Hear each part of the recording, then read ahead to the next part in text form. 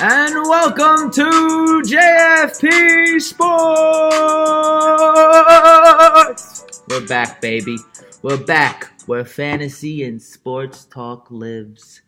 Well, it is I, Puma, back with Ricky P. And how does it feel to be back, my friend? I mean, we're taking a lot of vacation days here. Yeah, it's been a while, but let in all seriousness, after the NFL draft, what do we miss? We can sum it up for the folks. The Mets continue to stink. Yeah. The Yankees are doing way better than we thought. Aaron Boone is going to be manager of the year. He's steadying the ship right now. Is Aaron Boone not manager of the year if the season ended today? I'm not even letting you answer. The answer is yes. No. I'll agree with you on that, even though I hate his guts. Tyro Estrada had a three-run double. I love that. Double. Right, I saw it live yesterday. And that was actually probably one of the best moves he's ever made. Very Joe Torre-like, putting a nice little pinch hitter for Gio Urshela in I believe it was the sixth inning. And hit a screening double down the line, the left field line, to bring in 3 runs and take the Yanks to win it 13-5. They took it to him, Dean Annis. They took it to him. So we've played 2. This is what Boone's second year. So yeah. Boone has been there, I don't know, 8+ months. Right. He's better than you ever thought he would be. Before we actually get into the show, I just want to once again prove that you're wrong. And Whoa. It's not so much about you're wrong, I'm right. It's just things need to take time. And you were telling me last year that Alex Cora was the second coming of... Well, I still think Alex Cora is better than Boone. Of Billy Martin. I think Alex Cora is still better than Boone. But right, his team did well in April. It's what the Yankees have dealt to us Yankee fans, so I just have to just get used to the idea. But he is getting better, I will say that. And hopefully there is better to come leading into the second half of the season after the All-Star break. But right now they're looking very good. My only worries right now are, can they sustain it? And are the replacements going to be exposed too much come June? Because now we're ending May. It's almost the weekend of Memorial Day. You're right. We got another 10 days or so. Memorial Day weekend. Will they be eventually exposed? Right now everything is gravy. And when is Stanton and Judge coming back? When are those players, the prominent players of the Yankees, coming back into this lineup? But all that and more we'll get into. Rick, what's your feeling? Do you think they could sustain this, the Bronx Bombers, the B team? I don't think they can. Baseball, it's not like football. Like, you get a hot running back, you get a hot wide receiver, and you ride the momentum. Right. One of the things about baseball, it's just such a long season. Mm-hmm. But we've seen, let's take Cody Bellinger for a moment. Let's preface what I'm about to say. Right. Having an all-star, I would say second best campaign outside of Christian Yelich. Yes. But you could even make the argument Bellinger's 1, Yelich's 2. You can make that argument too. Mm-hmm. But Cody Bellinger was amazing his rookie year. I unfortunately had him for his sophomore slump season. This year, it looks like the second coming of Mickey Mantle. So I'm just saying that first year for some of these guys, I understand Giovanni Urshela has been around. And Tyler Wade, who's not there, and Mike Ford was a young guy, and Cameron Maben's been around. But some of these guys, who aren't consistent players, there's not as much film. And it's got to be honest, the schedule hasn't been all that difficult for the Yankees up to this point. I mean, they got Boston early on. They've gotten the Rays, and the Yankees are playing good baseball right now. We could have made the argument the Rays could have taken 2 out of 3 going into the 6th inning. The Rays are right there, but we've talked about the Rays. Their offense isn't consistent enough. And when you don't have the unbelievable pitching, results like yesterday happened. Charlie Morton was below average. Yeah. Stanek came in and was useless. Yeah. So, if they're pitching, they need to win games 3-2. They don't have the luxury of winning games 13-6, 9-5. They don't have that luxury. So, I don't know. I think the Yankees ultimately can't continue with these players, but hopefully you get the Judges back. You get the Stans back. Didi seems to be ahead of schedule. We know Andujar's done for the year, so we could put him on the shelf. But I think they can, but these guys just need to do it for maybe a month more. And, the part of the Yankee team that has really stepped up of late is the bullpen. Earlier in the year, it seemed to be a weakness for the Yankees with all the star-studded names, omitting Betances. Now you can look forward to Betances coming back eventually. The former Rocky Ottavino with an O It's been unbelievable. Been lights out the last. I just want to thank Colorado for letting their two of their not top guys, but two of their solid guys that made them good come to New York. Thank you for DJ LeMahieu and thank you for Adam Ottavino. I mean, that slider he threw, that 3-2 count to Meadows was unbelievable. No, Austin Meadows had no chance. Because Austin Meadows, I know Ricky might not be such a great fan. Austin Meadows has been very hot, Now, what you want to say early or whatever, catching the competition when they're not looking. Meadows been hot. He looks like a formidable stud. I don't know if he's like an all-star, but he's going to be a very good player. Average major. Yeah, he's going to be a good player for a long time. I agree. But to your credit to that point of DJ LeMahieu, I think the best offseason move, 2 years, $24 million. I mean, come on, he's worth more than that. And us Yankee fans, even some other ones, they're getting their take on the street. It was like, where are we going to play this guy? We have Tulowitzki, you have Didi coming back, and now it's like a godsend because now they need him. He could play third, he could play second, he could play first in a pinch, and maybe the outfield in a pinch. But his greatest need at second and Gleyber at short, it's working out right now. Yeah, I think. Right. At the beginning of the season, you knew you were without Didi. You didn't know you were without Andujar. But let's be honest. Odds were Tulo was going to get hurt at some point. I mean, and this guy can't play more than 3 weeks without spraining a finger. Right. I mean, to the bathroom he'll get hurt. Right. I mean, he was going to get Birdie hurt. Boy. Where's Birdie Boy? I forgot he was even on the roster. I'm happy he's not active. And again, I don't like him because of his play. I'm not saying he's like a bad guy or anything, but like the tables have turned. But this guy is just a night. I mean, again, and for those fans out there, I mean, I'm sorry to cut you off, that want to still bring up that 2007 home run against Houston, forget about it. All right, it's happened. What have you done for me lately? If we're gonna keep a guy on the roster because he hit a home run 2 years ago, 2017, I'm sorry, then come on. We're just hoping that he eventually gets it. He hasn't. He's not gonna. He's done. That's it. We'll send him out, package him for a pitcher, because that's what we need along Domingo Germán. Because I don't even know if Germán is gonna last the way he's Domingo the way Germán he's has probably been the most surprising because him and Gio Urshela. If you want to Gio Urshela. I think Gio Urshela. It's weird because when you're an everyday player, you have an opportunity to kind of do something every day. So with Germán, it's kind of like every fifth day, and I think people understand that Urshela is just a moment type of thing when Didi comes back and you're not getting Andujar, but you can shift LeMahieu to third. Germán is by far the best pitcher that the Yankees have had all season right now. So at the same time, Germán I think will continue. I can't see Urshela being this good. Germán's got the tools. I think he was just.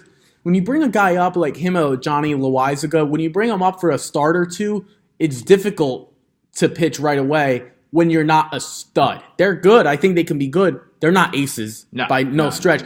But I think Domingo Germán, when you could throw 97 and he's got a multitude of pitches, it's different than a guy like Gio Urshela who's been in Miami, he's been in Cleveland, hasn't proven he can hit. I think they'll start to, hopefully, but I hope I'm wrong, but I just can't see guys like that. As we sit here May 20th, I know it's a tad bit early, All-Star game. Domingo Germán and DJ LeMahieu, your thoughts? That's what I say who would be going. Yeah.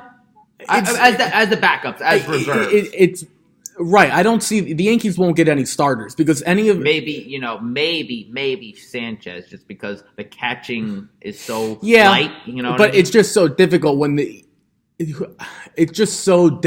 his defense is so poor. I know, but offensively, yes. We're not talking offense. We're talking complete catchers for all stars. Yeah.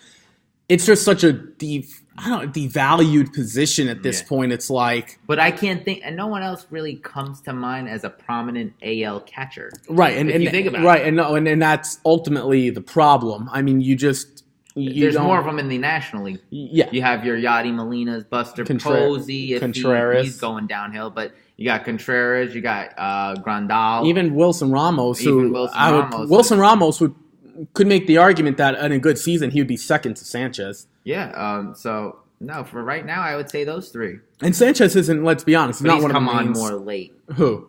Sanchez? Like, he didn't start the year off. Yeah. I don't know. I don't know. We'll see. But I could see Sanchez would probably be the only starter if you could. Time will tell. So fans out there, especially Jets Nation, as we transition to the Jets NFL Nation. Here, this just in: the New York Jets are still incompetent, and they are the same. I was just gonna say we make fun of Oakland for being incompetent. We're making fun of the Giants a little bit.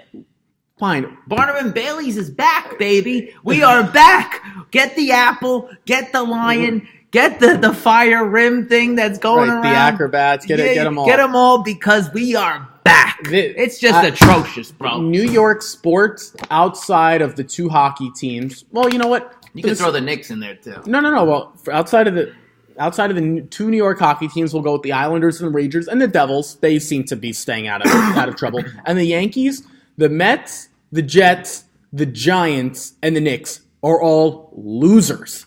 I've never seen a city that has a team like the Yankees, world-class organization, does everything right. Yes, everybody else. Some players, do things on their own, but the organization is top of the notch. Hal Steinbrenner has done an unbelievable job since the Pops has, unfortunately, he's no longer with us. Right. But this team is unbelievable. It's atrocious. The rest of these guys, these organizations, are losers. I don't even know how I would rank them. Daniel Jones goes with the 6th overall pick to the Giants? Loser. The Knicks, if they don't get Kevin Durant and Kyrie Irving, they're going to be selling tickets to the homeless guy for $5. I got the New York Jets and Adam Gase not getting along with Mike McCagnon. They already drafted Quinnen Williams. So you can't get along with Quinnen Williams unless he did something. And we already spent the money, too. Right. And now there are reports that Adam Gase didn't want Le'Veon Bell. So that's good. So you don't want your star running back who sat on the shelf and didn't play more than I did last week. We got Le'Veon Bell coming out here and saying, I want to be a Jet regardless. Le'Veon Bell, you don't want to be a Jet. You want to make the most money possible. I don't want to hear that. And now, Adam Gase is the GM. Right, so his first big move, he gets rid of Darren Lee. Well, you're really knocking down the doors with that Darren Lee, right, a former first-round pick. The guy goes for a 6th. Right. Are you kidding me?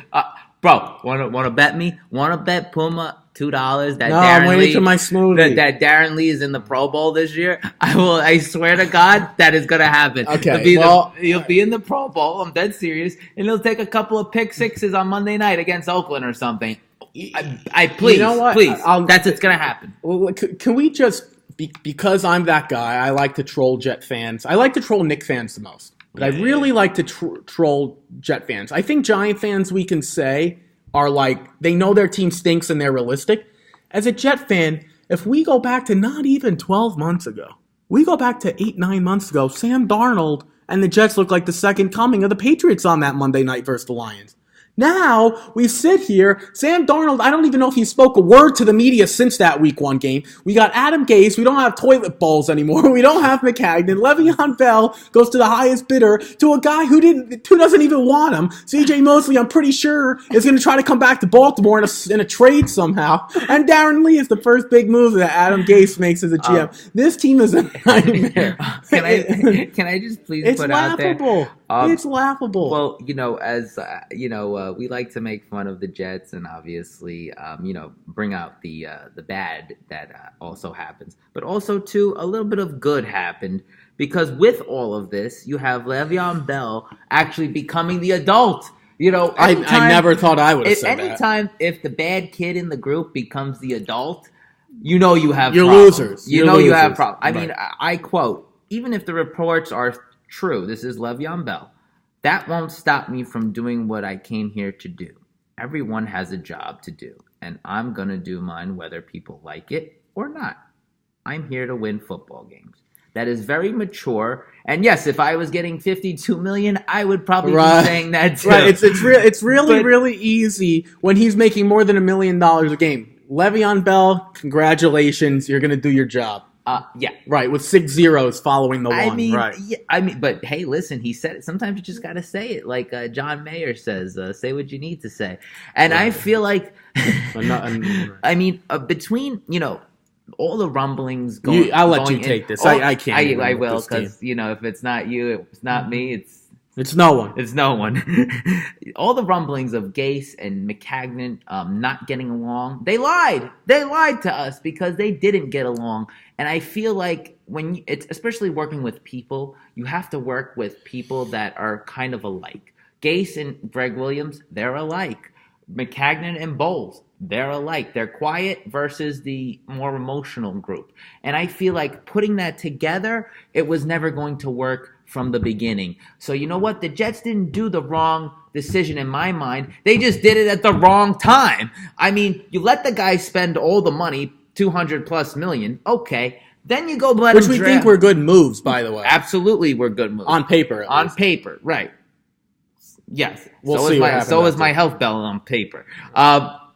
Also, you have him do a draft, a 7-round draft. With the 3rd overall pick. And with the 3rd overall pick. We're not even playing with the 24th pick. We're playing with the 3rd overall pick. You drafted a guy that most people thought was the best player in the draft. You can make that argument. So I believe they have had a great offseason. The only blemish is what has happened in the past week, which is McCagnon out, Gase in as interim general manager, taking complete control a la Sean Payton, Bill Belichick, where he has no business being because he has no credibility being there. I mean, you have to do something to earn something. This guy got fired from Miami, and he got a promotion. Welcome to America. It's like Cliff Kingsbury. The guy can't do anything at Texas Tech. I want to do that. I want to get fired and get a better job and get more money. Holy moly. But, that's what it is, folks. And I believe the Jets didn't do the wrong thing. They just did it at the wrong time. And if they could maybe get, the candidates going in, Joe Douglas from Philly is a candidate. Friends with Gase. They were working with Chicago back in 2015, 2016. You have Daniel Jeremiah used to work for your friends, the Baltimore Ravens, and the Philadelphia Eagles. Just someone else the Jets would take off the Ravens' hand. Right, another NFL Network guy. Right, just copy the franchise. Why don't we just take Bucky Brooks with us too? Right. But right, and Peter Schrager. Yeah, really. We'll have the whole Good Morning staff as the Jets GM. It's just, it's just very dysfunctional. And as a Jet fan, what did we all say? We said, here we go again. As soon as you hear the reports, you're thinking, not that we're the team to beat, but you know what? Maybe the momentum is shifting to our side now from the Giants. It's been a Giant city for a long time. Well-deservedly so. Well-deserved. I'm not going to say they brought, 2 championships since Coughlin? One of the teams that they beat in New England, you can make the argument, had the greatest offense in the history of football. For us, we felt the momentum shifting. Now this takes a little bit out of that balloon because now your higher management doesn't know what they're doing. This just shows it. You have a guy spend all that money, all those draft picks, capital, and to what? Be fired? How about the next dodo who gets the job? What does he say? So before I give my take, there is a report that Adam Gase wants to bring in Peyton Manning as the GM. And you know what? I'm glad you brought that up because we had our JFP Sports staff put that up for us on IG. And that is, I would actually love that move the best because it would probably compare it to a John Elway move. What the hell have the Broncos done with him? Are you kidding me? They won a Super Bowl. He hasn't got. Wait. How many quarterbacks has he gotten right since he's been there? Tim Tebow? Zero. But he did get the big one right. He did bring in Peyton Manning. Let's calm down. He did bring in Peyton Manning. No. He didn't do that. What happened was the Colts forced him out. Yeah, but he needed a job afterwards. He wanted to play afterwards. He got him. He quartered him. He brought him to Denver. Has he gotten Paxton Lynch right? No. Did he get Case Keenum right? No. Is he going to get Joe Flacco right? No. Did he get Trevor Siemian right? No. The answer I can't with John Elway. The answer to your question is the reason why it's been like that. Elway's had a little bit of problem transitioning pro style with air raid now. The college game, we have to take what they give us. That's number one. Number two, the Broncos, for the most part, are relevant. Correct? They're not terrible. They were awful last year. They're not terrible, but they're not an elite team. Where does that leave them? In the middle. If you were not this year, they're the 4th worst team in that division. Again. Yes or no? Let me speak, and then we'll give you your time. they are in neutral for a long time. They cannot be terrible. They cannot be really good. That's somewhere where the Jets were, okay? That's why they got Sam Darnold, because they were that terrible. They tanked. The Broncos need to tank to get a quarterback like that. Now, who's to say that Flacco can't do anything good for them or Drew Lock can't do anything good for them? I think they got a nice little setup there, and I think they have the man in charge with Fangio to do that. But I believe he struck out on all these quarterbacks in the past because they don't have a chance to get the top quarterback that year. They don't have a chance to get your Kyler Murray, Baker Mayfield, Sam Darnold. I get what you're saying. They're not bad enough to be in a top 5. They've been in neutral. But I gotta year. ask you this: the Jets, you just said, I would still take Elway over any Jets front office guy. But look, we talk about some of these really good GMs like Vic Ballard. And Howie Roseman's not bad from Philly. Right. But these are guys that were like graduate assistants and they've worked their way up for 15, 20 years. When you just give an unqualified person, I'll give you a multitude of examples. But he's a football person. I understand that, but he knows the game. Sometimes and I'm sure you've heard this, you're a sports passionate fan like I am. When you give a struggling player to someone who is great, sometimes it's difficult for them to transition because they were so great. It's very difficult for them to pass it on. No, I understand. Sometimes the good managers weren't good baseball players because they get it. Right. This is what I'm saying. John Elway was an unbelievable football player. We're not debating that. What we're debating, or at least what I'm trying to bring to light, the quarterback situation there has been a nightmare. They won in spite of Peyton Manning. They didn't win because of Peyton Manning. If we remember, no, absolutely. Brock they just had an overwhelming defense. Right. Is that not the same situation as Ray Lewis? You knew they were playing all out for Peyton Manning. You knew they were playing all out for Ray Lewis. They were not winning because of Peyton Manning. If we look at the basketball situation, right now the Lakers are a mess. Rob Pelinka is talking bad stuff about Magic Johnson, right? So the basketball person that's in there, their emails going back and forth, so Magic Johnson quits. Rob Pelinka has no business being in that position. He was Kobe's agent. So now he's the acting GM and vice president of basketball. My point is, before you go, to not have people that are qualified, this is what you get as a result. So if you bring Peyton Manning as the GM of the Jets, chances are it's not going to work out. You know why? Because the Jets are dysfunctional. Adam Gase is going to be terrible. And Peyton Manning, yes, one of the smartest football players to ever play the game, has no GM experience. Okay. And you know what? You're absolutely probably 90% right on that. He does not have any experience. But the guy was doing Papa John's commercials. I don't want to hear it. But here's my take. He knows the game. Very smart. If anything, you have Gase and Peyton Manning coming into a room with Sam Darnold. Does that not sound like a learning curve to you?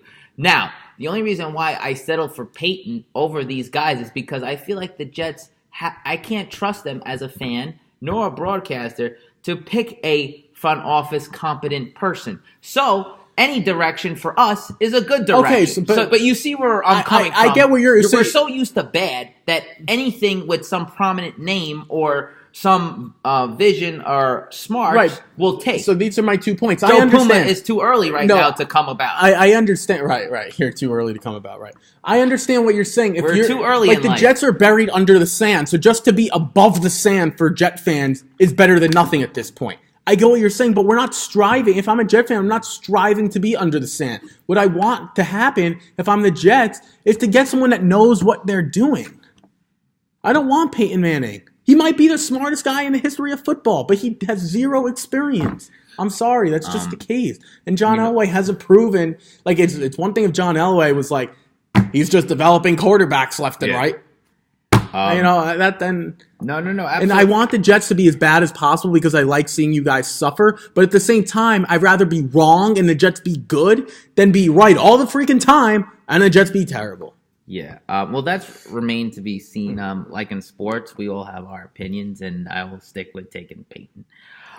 Going further, there was also reports, Michael Clayton of ESPN had reported, quote, the Jets might even seek a trade for Le'Veon Bell. I mean, that just goes to show that coming into it, that Gase probably didn't want to deal with the flashy players. He dealt with it in Miami with Ajayi and Landry, and they saw their way out.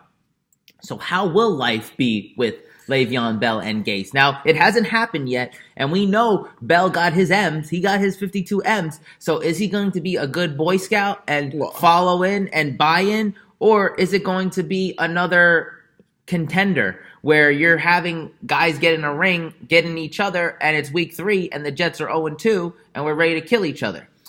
I think outside of the Browns, which I think is the most volatile, that team can be really good or brutal. The Jets are the same way. So let me bring this to light, and I'm sure you'll agree. Odell went to a situation where I can't believe I'm saying this, but they kind of have a structure in Cleveland. More than the Giants and the Jets. Right. Baker seems to be, now he does some things that I don't love, but he seems to be mature when it comes to the football field. It's football first. Jarvis Landry, yes, he's flashy. It's football first. I'm just saying they seem to have, for the first time in I don't know how long, they seem to have things right. Jim Brown. Right, yeah. But at the same time, now Le'Veon Bell, he's not behind Big Ben. He's not behind AB. This is your team on the offensive side of the ball. Him and Sam Darnold, but Sam Darnold's not the vocal guy.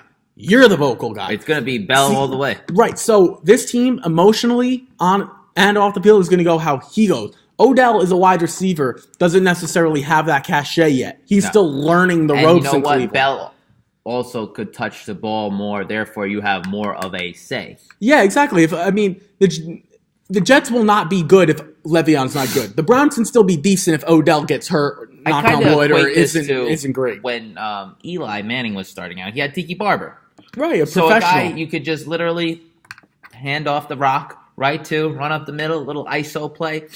Get that challenge of that coverage off your back and make a couple of plays, play off the play action. And also, too, if you see into 2018 stats, Kenyon Drake, 53 receptions. I mean, that's great. Yeah, and imagine now Bell is all in. Like, Bell is the first string, second string, and third string of the New York Jets. So I could see that even going into the 60s because that's how Gase likes to play. Spread it out a little bit, RPO. Yeah, no, exactly. A big safety and I valve completely for agree. Darnold. I think we can both agree before we move on. The Jets go as far as Le'Veon goes.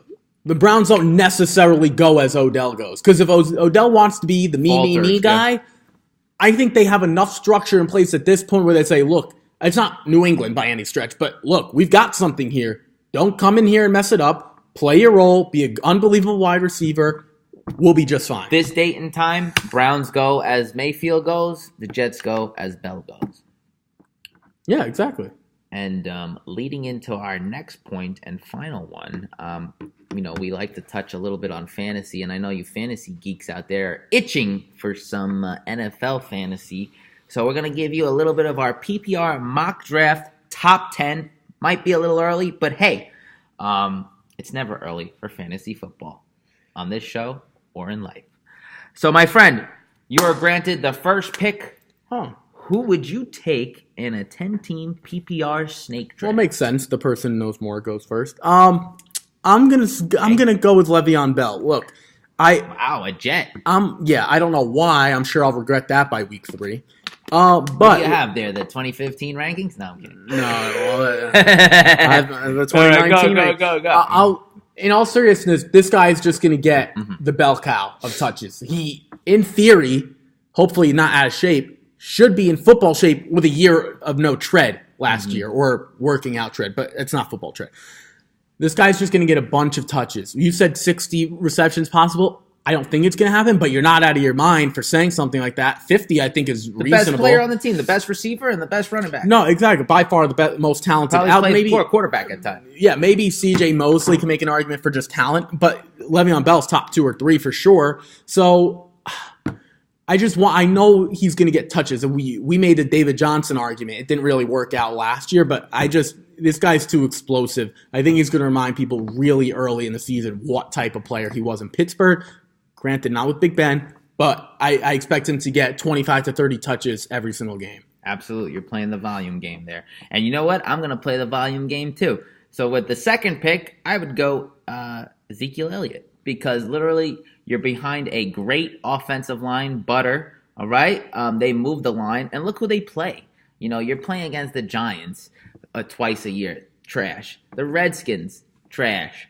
The Eagles, They'll give you a little bit of problems up front, but those two other teams, you could definitely get some great yardage, great touchdowns. And Zeke is always involved in the offense, especially with Dak.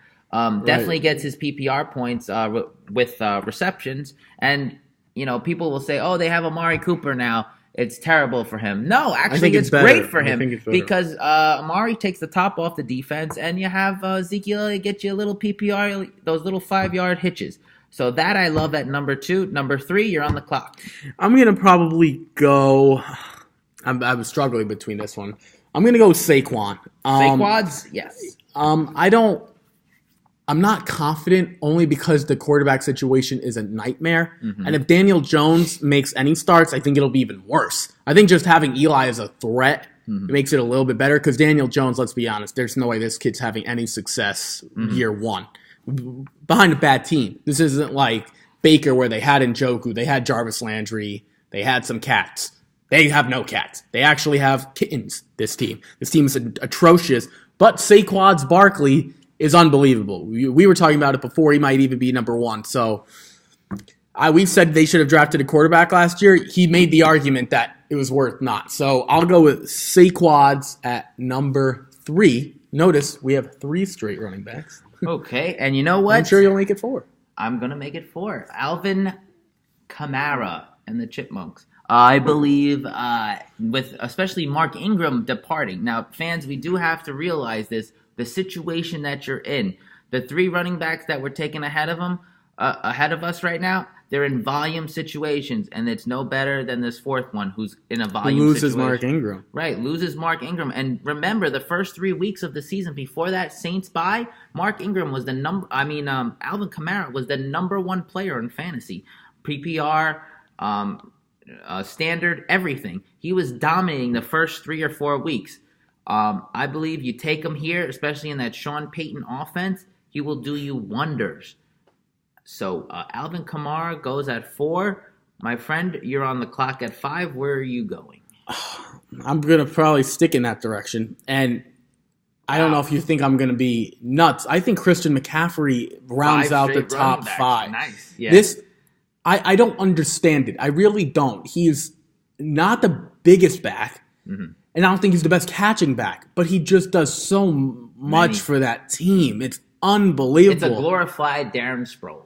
But he's just so much better. Yeah, No, I'm agreeing. He's just so much. I just don't understand. It's like I can't even explain it. I just want him in my top 5. Right. Go ahead. Take number 6. I don't even know how to explain it. You know what? We're probably going to go 6 straight running backs here. And with the 6th pick, I'm going Melvin Gordon. In that Chargers offense, you very well see when he wasn't playing and it was all on Phillip Rivers' shoulders, they kind of hit a couple of speed bumps there. But with Melvin Gordon, takes the pressure off of Phillip Rivers. And Anthony Lynn, the head coach, former running backs coach, loves to run the ball, establish a run. And I believe Melvin Gordon at number 6 is a solid, great safety pick. Gets you a lot of fantasy points. 7. I'm gonna go back to back to someone that I had last year, who I think is the most talented wide receiver. I'm going to go with Julio Jones. Wow, at 7. Okay. You're taking Julio. Now, let's just realize Ricky's taking Julio over Hopkins and OBJ. Right, and I think we can throw out Antonio Brown just because it's Derek Carr, it's not Big Ben anymore. After the 6 straight running backs. Yeah.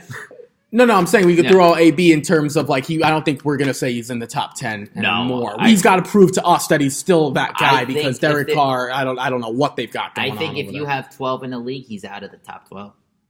Right, definitely out of the top 10. But with a receiver, it's a little bit different because now they have to rely more on the quarterback to get right, he had Big Ben his whole career. Right. It's different. But what I will say about Julio Jones, we talked about it all the time. This guy was putting up monstrous numbers and didn't reach the end zone. Right. As the season went on, he started to reach the end zone. This cat is different. And you know what I love about him? What do you love about him? He doesn't say a word. No, I like this guy is unbelievable. This guy, no joke, he's the Kawhi Leonard of wide receivers. I've never understood anybody in their right mind who's a wide receiver who says less than him. This guy, no touchdowns. Julio, why aren't you? I don't know. I mean, are we winning? That's his response. And Are we that's winning? a great response. If he's 6-0, he has no catches. Reality. He loves it. If he's 0-6 with 1,000 yards after 6 games, he doesn't care. And he's not a stat guy. He wants to win. And I like that in my wide receiver. He's a reason that guys like Calvin Ridley are good. He's a reason Devontae Freeman is good. He's a reason that all these cats, Tevin Coleman, they are good. They've never been bad because of their offense. It's because of their defense. And Julio Jones isn't the reason why. All right. Well, with 8, I'm going to follow that trend with another gracious wide receiver, DeAndre Hopkins. Once this cat got his money, I swear to you, I think he's been the best the past 3 seasons. I mean, you could make a case for Julio, but I'm going to make a case for Hopkins here at 8.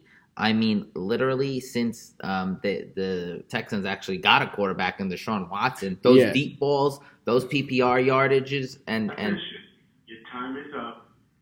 Is a cumulative, and I believe Hopkins is very worth it here at 8. Yeah, one of the things that I like about DeAndre Hopkins, doesn't he just remind you of the guy when you just throw it up in the air? He just goes up and gets it. So we'll move on to that 9th pick. 9th, where are you going, Pat? I'm probably going to go with, and you're not going to like this, Michael Thomas. Okay. I just like that offense. He's the number 1 guy. It's Drew Brees. They're going to put up more points than we can. Enough said. Yeah, exactly. Well, 10, I'm going with your boys, Mark Ingram.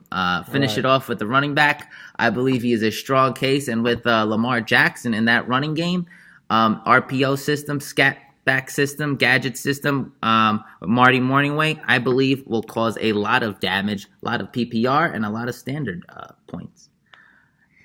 So thank you all for tuning in. This is the first time we've gone audio since our live debut, so hope you are enjoying, and we will have a live show coming up very soon.